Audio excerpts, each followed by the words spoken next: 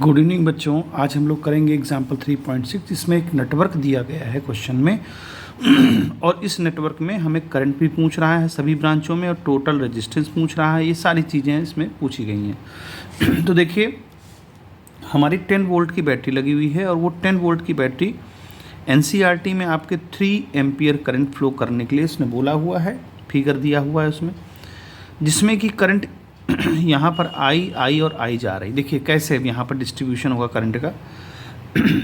अब यहाँ 3 आई इसने पहले से दे रखा है, अगर ना दिया होता तो ये आई करंट हम फ्लो करा लेते। और चूँकि तीनों ब्रांचेस में हमें जाना है और तीनों ब्रांचेस में रेजिस्टेंस हमारा इक्वल है, तो देखिए इक्वल रेजिस्टेंस कैसे है ये देखिएगा। यहाँ से चले एक रेजिस्टेंस, दूसरा रेजिस्टेंस और तीसरा रेजिस्टेंस। आप जहाँ से भी जाएंगे आपको इस वाले में से 3 रेजिस्टेंस पता देखने पड़ेंगे। और यहाँ जब गए यहाँ से एक रेजिस्टेंस, अब यहाँ तो कोई रेजिस्टेंस दिया नहीं है, यहाँ पर मैंने बनाया नहीं रेजिस्टेंस, यहाँ रेजिस्टेंस है, यहाँ पर रेजिस्टेंस रह गया है। अब देखिए यहाँ से गए एक रेजिस्टेंस मिला, यहाँ गए एक रेजिस्टेंस मिला, यहाँ गए एक रेजिस्टेंस मिला। अब इसमें देखिए एक रेजिस्टेंस यहाँ मिला, एक रेजिस्टेंस यहाँ मिला और एक रेजिस्टेंस यहाँ मिला। यानी हमें यहाँ तक जाना है और यहाँ तक जाने के जो रास्ते हैं उसमें अगर सबसे कम रेजिस्टेंस होगा उसी में से करंट ज़्यादा फ्लो होती है, ये हमें पता है। तो हमने क्या किया, थोड़ा समझना पड़ेगा। क्वेश्चन बहुत आसान भी है और बहुत आसान नहीं भी है।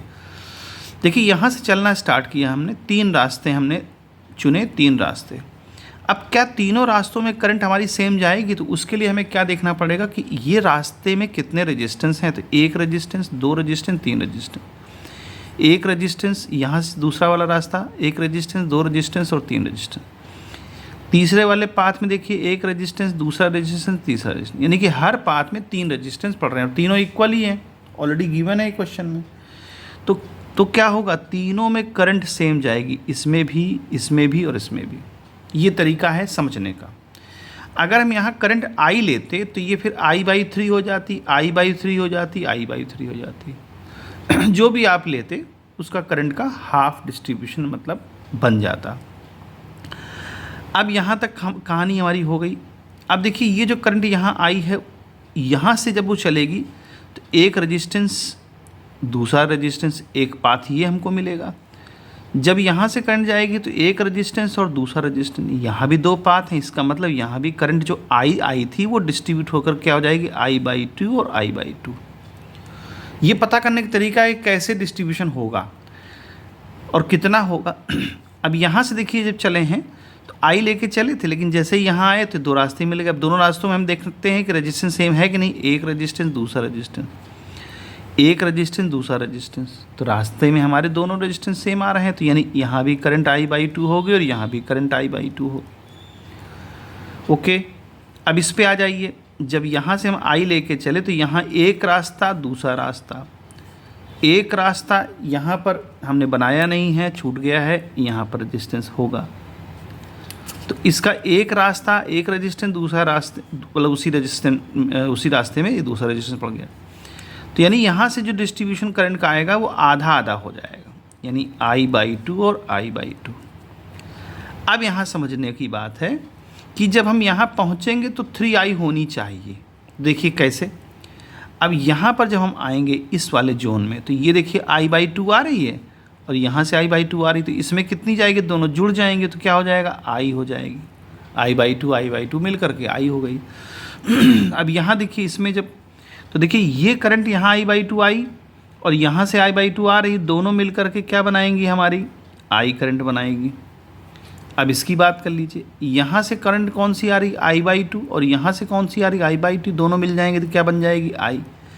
यानी तीनों अब सम हो करके यहाँ से 3I जो है निकलेगी। तो जितना करंट हमारी हमने दी उतनी हमें मिल रही। इसका मतलब सर्किट में करंट का डिस्ट्रीब्यूशन हमने कर लिया।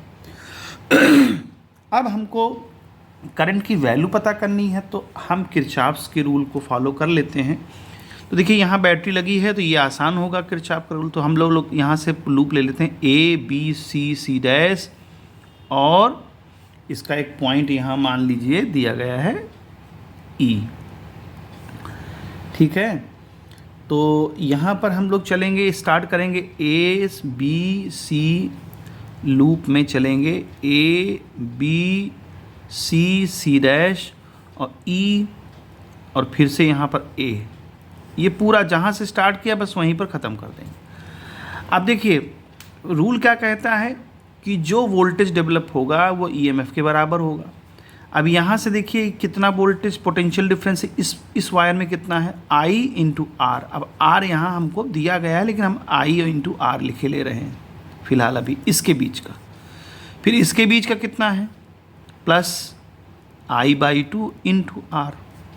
फिर इसके बीच में कितना है तो आई और into R is equal to E M F कितना है 10 वोल्ट की बैटरी लगी है तो 10 लिख दिया। अब देखिए आई आर मिलके 2 आई आर और ये हो जाएगा I R by two is equal to 10। यहाँ से 2 LCM ले लेंगे तो हो जाएगा 4 5 आई आर और ये 2 उधर चला जाएगा 20 हो जाएगा। तो अब चूंकि R की वैल्यू हमें दे रखी 1 है तो यहाँ 1 रखेंगे तो R जो है 1 हो जाएगा, तो I की वैल्यू आ जाएगी 20/5 यानी 4 आ जाएगा। 4 एम्पियर की करंट हमारी फ्लो हो रही है पूरे सर्किट में, ठीक है। अच्छा, एक आंसर हमको मिल गया ये 4 एम्पियर की। अब कहता है हर ब्रांच में करंट कितनी फ्लो हो रही है, तो देखिए हर ब्रांच में करंट कैसे पता चलेगा भाई, I आपकी आ गई 4 एम्पियर, तो अब मेन तुम्हारी 4 एम्पियर करंट है। और अगर हम इसकी पूरी करंट देखेंगे यहाँ से नेट करंट जो चल रही है तो आई की जब वैल्यू हमारे पास आ गई 4 एम्पियर तो नेट करंट जो है कितनी हो जाएगी, नेट करंट 3I फ्लो करा रहा है तो 3I में 4 का मल्टीप्लाई कर देंगे, 12 एम्पियर की करंट फ्लो हो रही है हर ब्रांच में, सॉरी यहाँ सेल से जो निकल रही नेट करंट।